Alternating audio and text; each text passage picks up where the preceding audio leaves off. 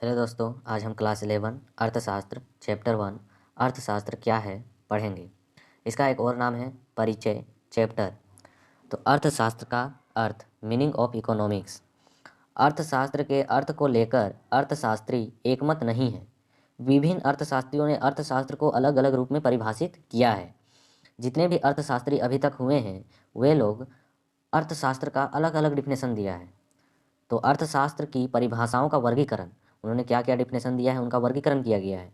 तो किसी ने अर्थशास्त्र को धन संबंधी परिभाषा कहा, किसने किसने कहा, एडम स्मिथ, वाकर, सीनियर और मिल ने।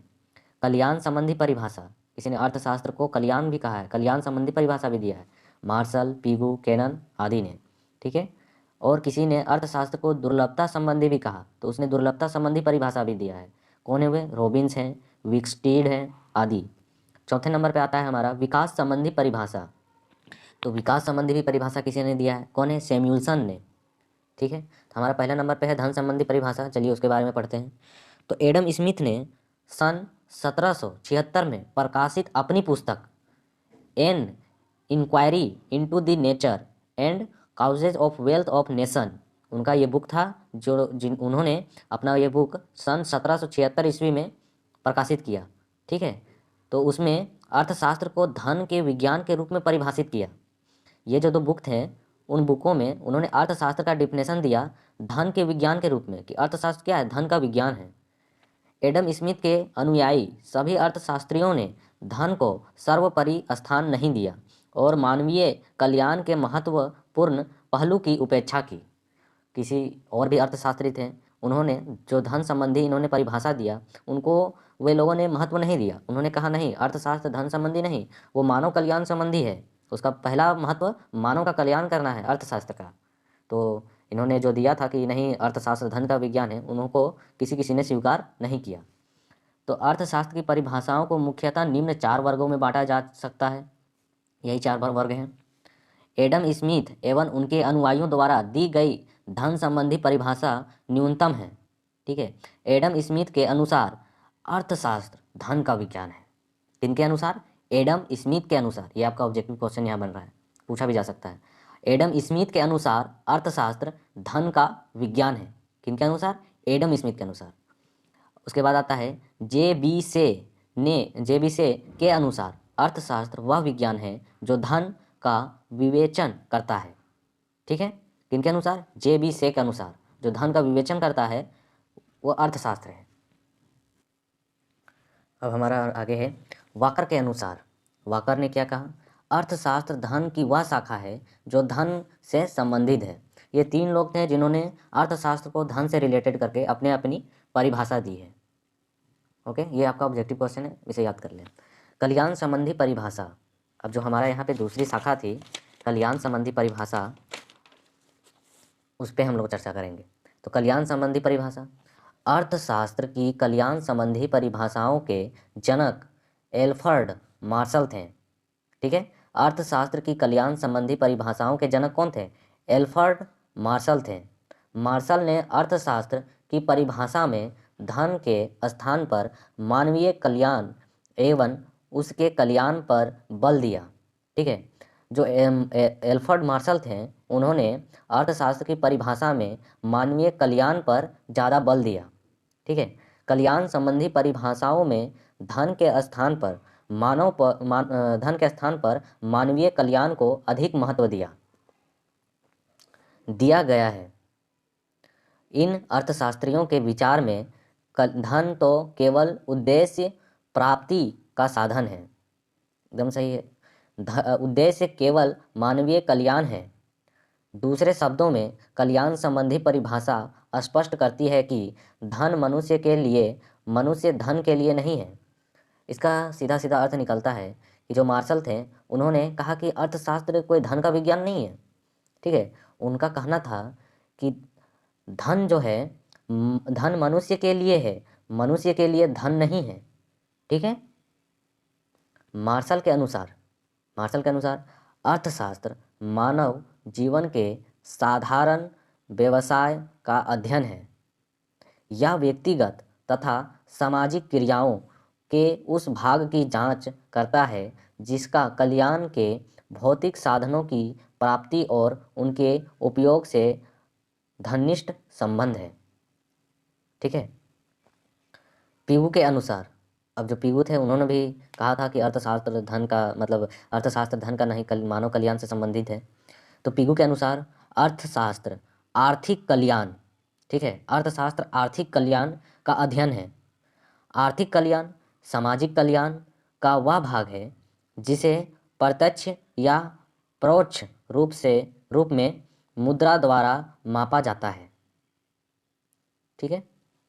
दुर्लभता संबंधी परिभाषा, रॉबिन्स ने सन 1932 में अपनी पुस्तक, ठीक है, कितने में, सन 1932 में अपनी पुस्तक an essay of the nature and significance of economics science में अर्थशास्त्र के लिए अलग दृष्टिकोण प्रस्तुत किया है। रॉबिन्स जो है उन्होंने 1932 में एक अपनी पुस्तक रिलीज की। उस पुस्तक में उन्होंने अर्थशास्त्र के लिए अलग दृष्टिकोण प्रस्तुत किया है। ठीक है।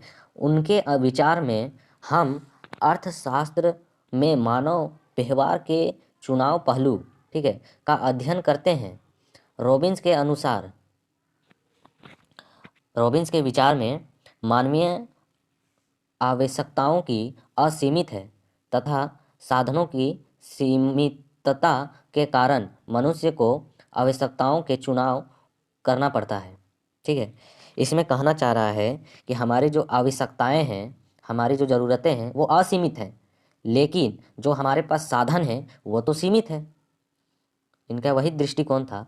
और इन्होंने क्या कहा, रॉबिन्स के अनुसार अर्थशास्त्र वह विज्ञान है, ठीक है, रॉबिन्स के अनुसार अर्थशास्त्र वह विज्ञान है जो विभिन्न उपयोगों वाले दुर्लभ, ठीक है, विभिन्न उपयोगों वाले दुर्लभ साधनों तथा उद्देश्यों से संबंध रखने वाले मानवीय व्यवहार का अध्ययन करता है। इनका ये अपना डिफिनेशन था अर्थशास्त्र का।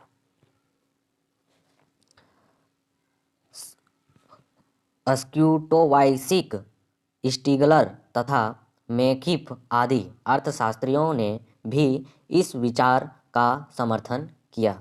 इनका समर्थन करने वाले ये भी अर्थशास्त्री थे। ठीक है। तो वास्की के अनुसार अर्थशास्त्र वह विज्ञान है जिसका संबंध दुर्लभ साधनों के प्रबंध से है। ठीक है। रॉबिन्स की परिभाषा में 5 घटक निहित हैं। रॉबिन्स की परिभाषा में 5 घटक निहित हैं, मतलब ये हैं।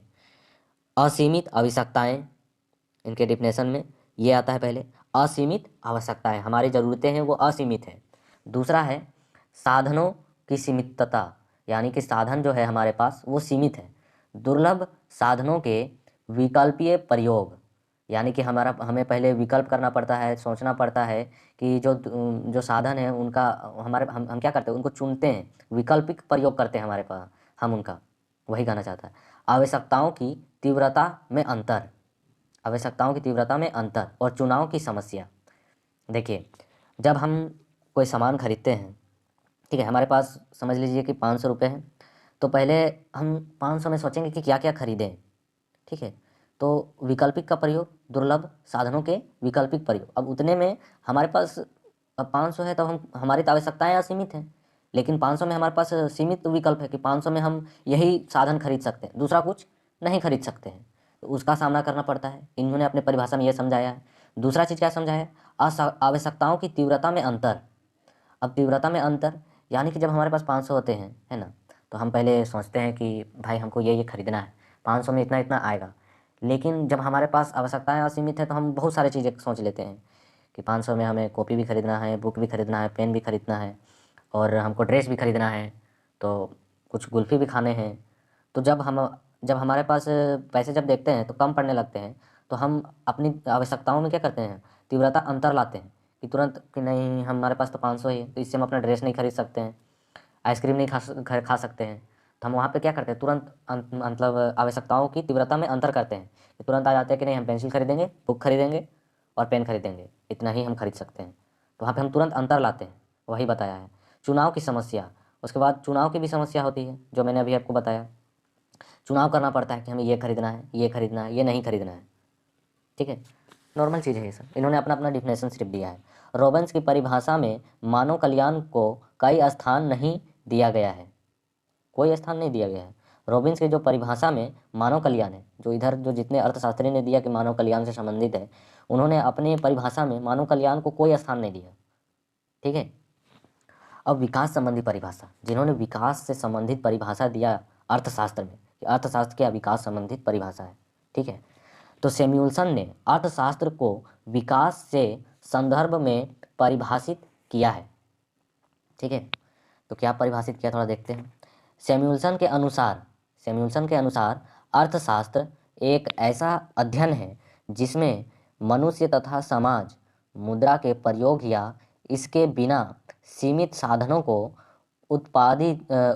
उत्पादकीय ढंग से वैकल्पिक प्रयोग में डालकर निश्चित समय में वस्तुएं पैदा करते हैं तथा इन्हें वर्तमान तथा भविष्य में विभिन्न लोगों तथा समाज के समूह में उचित ढंग से वितरित करते हैं। ठीक है, सैमुअल्सन के अनुसार ये परिभाषा था। अब सैमुअल्सन के परिभाषा में निहित विशेषताएं निम्न हैं। इसी से हम समझेंगे कि उन्होंने क्या क्या कहा, उनके उन डिफिनेशन में क्या क्या आवश्यकताएं हैं। तो असीमित आवश्यकताओं तथा सीमित साधनों के कारण चुनाव की समस्या पैदा होती है। सही बात है, हमारे पास आवश्यकताएं तो असीमित हैं कि हमें ये चाहिए, वो चाहिए, और भी चाहिए। आवश्यकताएं तो हमारे पास असीमित है ना, लेकिन सीमित क्या है, साधन सीमित है। जैसे कोयला, कोई कारखाना वाला कहेगा कि नहीं हमको असीमित कोयला चाहिए, जितना मिलेगा हम उतना फ़ायदे में रहेंगे। लेकिन कोयला तो सीमित है ना जी, वो एक बार ख़त्म हो जाएगा तो फिर तुरंत थोड़ी ना मिलेगा। तो उसके चलते हमें क्या करना पड़ता है, चुनाव करना पड़ता है कि नहीं इतना ही होगा, इतना ही मिलेगा। चुनाव की समस्या पैदा हो जाती है। और विभिन्न आवश्यकताओं को पूरा करने के लिए उपलब्ध साधनों का उचित प्रयोग करना चाहिए। एकदम सही बोला है। विभिन्न आवश्यकताओं को पूरा करने के लिए उपलब्ध जो साधन है हमारे पास, उनका उचित प्रयोग करना चाहिए। हमारे पास तो विभिन्न आवश्यकताएं हैं, लेकिन उनका जो उपयोग है उनको हमको सही तरीके से उचित प्रयोग करना चाहिए। जैसे कोयला जो है, ठीक है, अब हमारे पास तो कोयला का उपयोग करने के लिए बहुत सारे जगह हैं, विभिन्न मतलब आवश्यकताएं हैं कि कोयला का उपयोग यहाँ भी होगा, वहाँ भी होगा, लेकिन उसका उचित प्रयोग हम लोग को करना चाहिए, गलत प्रयोग नहीं करना चाहिए। नहीं तो आने वाले जो समय होगा जब कोयला ख़त्म हो जाएगा तो उनको मिलेगा कहाँ से, उनको तो नहीं मिल पाएगा ना जी, हम लोग अगर गलत उपयोग करेंगे तो उसका। यहाँ पे वो बताए हैं अपने डिफिनेशन में। अर्थशास्त्र का संबंध आर्थिक समस्याओं के